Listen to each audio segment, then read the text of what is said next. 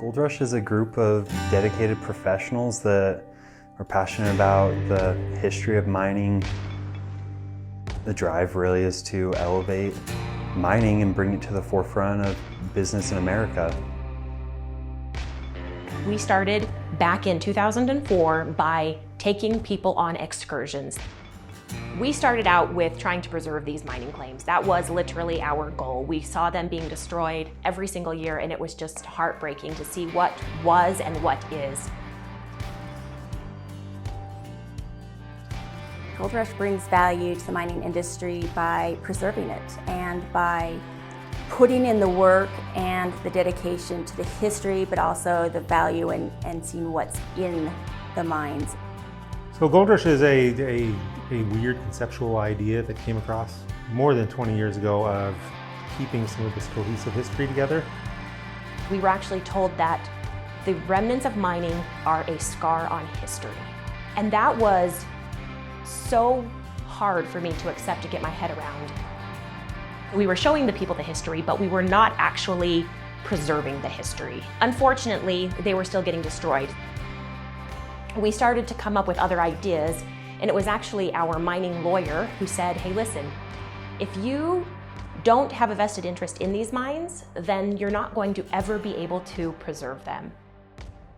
Through learning about the history and through finding out about all the history, that came to bring to light to some of us that, hey, there's still minerals out there and there's still mines, and that led to us getting a stake in the game so that we could preserve some mines, and then people wanting to buy mines and what are they worth and how do we value them. And here we are 20 years later with a dedicated little group of people and working on making a difference.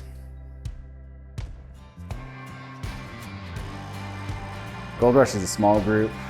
The one thing that comes through everything is passion. Day in, day out, they do exactly what they say they're going to do. They say the same thing that you hear every day. Like, we're the best at what we do. It's all about trust, experts. It really is true in the case here. It's their passion, dedication. That's what Gold Rush is about.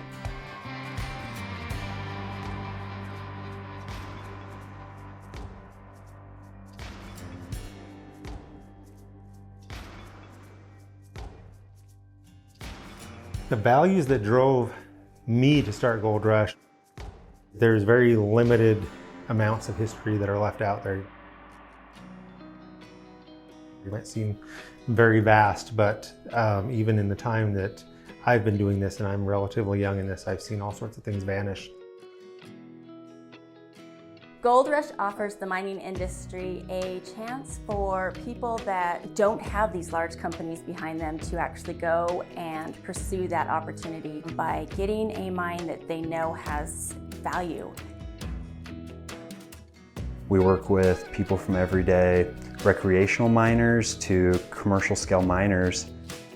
I like to see the little guy get a fair shake out of things, and I've got all this mining stuff, and little guys like you and me find it so unattainable, so they don't go out and they don't mine because they get told, I can't do this. It's too expensive, it's too much permitting, I don't know how to do it. That's what we do, is show these guys how to do it. So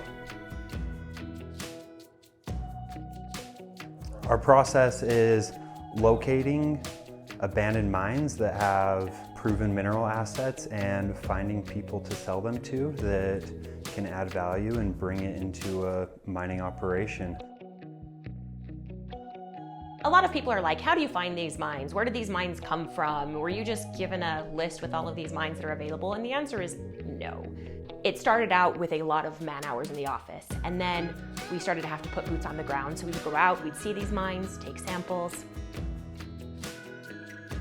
our point of view is finding a valuable asset that is out there, a mine, a pit, a something.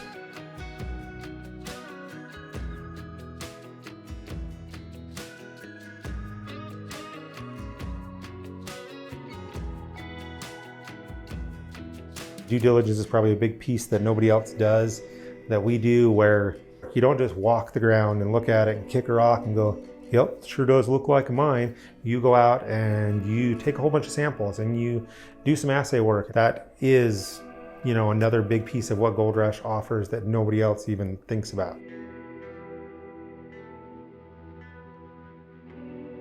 We sell you the mine completely, you get full deed, and it's yours. You have a piece of mining's history and America's history and the ability to make something out of it. So the claims that we find why they exist is because that's literally what the West was built on. People didn't come out to be like, hey, we should farm this big salt flat out here.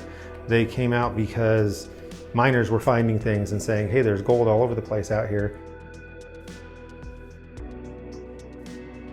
Why do these claims exist? Well, it's a unique combination of what they didn't teach you in history class mixed with what you didn't learn in civics with federal laws and regulations. The reality of it is a lot of these mines were located and started mining in the 1800s, early 1900s. And then a couple big things happened in various eras in American history to force them to shut down. Different laws and different pricing and different wars have made it so these mines were left. So it wasn't that they were cleared out, they've just been abandoned. A lot of people went away to go support World War II, and a lot of them didn't come back for one reason or another. And when they didn't come back, the mine just kind of sat there and mothballed, went to the annals of history, and that's where it's been waiting ever since. And some gold and silver crashes in various decades along the way also happened, which caused them to shut down for various reasons. Silver and gold prices today, as you've seen, fluctuate. They go up, they go down a little bit. But overall, the value of gold and silver has constantly risen. That's one of the reasons they're not mined out, is because people knew they were valuable and they were waiting. They were holding off on some of those minerals to let them increase in value. And some of them didn't make it back for all these other reasons. One of the bigger reasons was during World War II, there was the Wars Powers Act of 1941 that shut down a lot of mining. And it actually made it illegal for you to mine anything that didn't have to do with the war.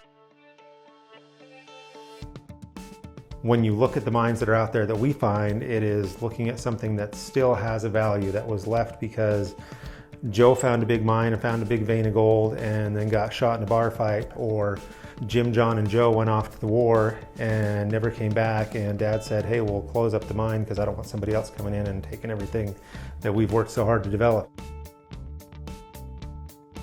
There's a lot of mines that still have literally billions of dollars to be extracted in them. People look at it and you can walk by it and go, well, if it was worth billions of dollars, I wouldn't be able to just walk right by it, right? Well, literally, yeah, you can. What you can see on the surface is not always what's available there. We do the research to find the location, we go scout it out to make sure it's still what it says it is. It takes a lot of hard work. We look at all sorts of things, we look at history, and then we go out there and put feet on the ground instead of just, hey, this looks cool. We're the gold standard for getting a mine. The biggest thing is we make sure that there is a mineral asset there that's worth putting your time and energy into. The documentation that we're able to find, and whether that is in the mine or whether that's found in books that are 100 years old. You know that when you get a mine with us, it's going to have a precious metal.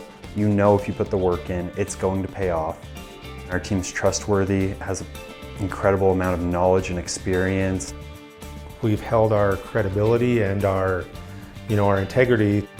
There's been people that have been selling claims since claims have been there. We've taken that process and taken it to a whole nother level. There is nobody that is doing what we do or how we do it, and when we started doing this, there was nobody that had any idea. The unique thing about most of the mines that we sell, they're unpatented on federal land. It is highly regulated. You cannot go dig your mine pretty much without having to have a bond. The bonds that are required to do mining account for all the cleanup and then some. The land managers, Forest Service, Bureau of Land Management, they're just like the EPA in that they're keeping everything pristine for everybody. Mining can be incredibly bad for the environment. While we may have to take a couple extra steps in order to make sure that this runoff doesn't potentially contain a poison for the environment, What that's doing is that's also keeping a big multinational corporation from coming in and actually doing that with levels that matter and that will kill off wildlife. The property is left better than when the miners came in and started working it. Federal agencies who looked at maybe what we were doing, and here we are, 20 years later, and you know what, we might not like gold rush expeditions, but if you're gonna buy a mine, you should buy a mine from them because they know what they're doing. We're bringing quality mines to people to make something for themselves. We're bringing the mines to the miners.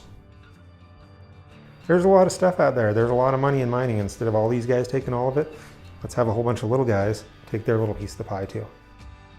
It's like our slogan says, we find them, you mine them.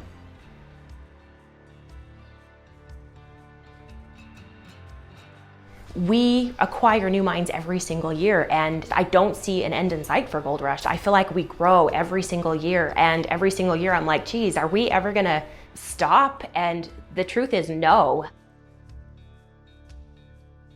Literally, you are interacting with mined elements every single day. If you literally just sit down for a couple of minutes and look around your house and look at all the different elements that you're using, your television, your watch, your cell phone, all of those things, there are things that are mined in there. If you can't grow it, you have to mine it. So there's only one way we move forward. The minerals that are out there need to be extracted somehow, or they need to be taken. So I mean, without a lot of these things, you don't have the copper and the gold that are in the circuit boards that make your cell phone work, that make your truck work, that make your car work. All of these things, you got to get them from somewhere. You absolutely need that to help with sustainability, to help with the production of all these things that are supposed to help our environment in the future. Our place in the mining revolution is bringing it to the forefront of America's industry. It was what built our country and what really civilized the Western US. It's been forgotten, it seems.